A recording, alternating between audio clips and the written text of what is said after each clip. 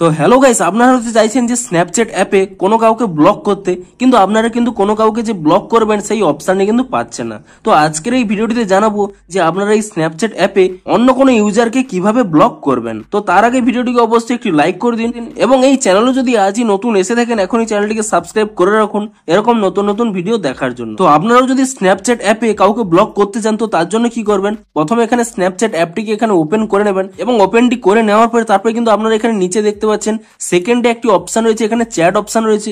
আপনি সেই চ্যাট অপশনে ক্লিক করে নেবেন এবং তাহলে কিন্তু এখানে সমস্ত চ্যাট পেয়ে যাবেন।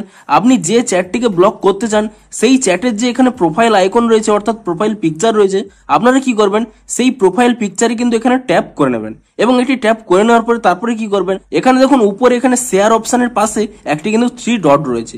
আপনি সেই 3 ডটে ক্লিক করে নেবেন এবং তারপরে এখানে একটি অপশন পেয়ে যাবেন ম্যানেজ ফ্রেন্ডশিপ বলে।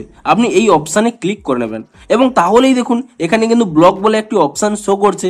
আপনারা ইজিলি এখানে ব্লক অপশনে ক্লিক করে নেবেন এবং তাহলে কিন্তু আপনাদের সিওর করার জন্য আরেকবার এখানে অপশনটি শো করবে।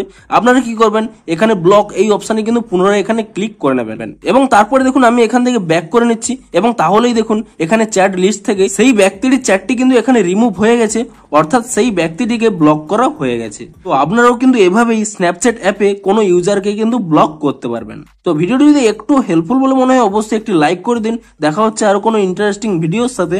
Thanks for watching.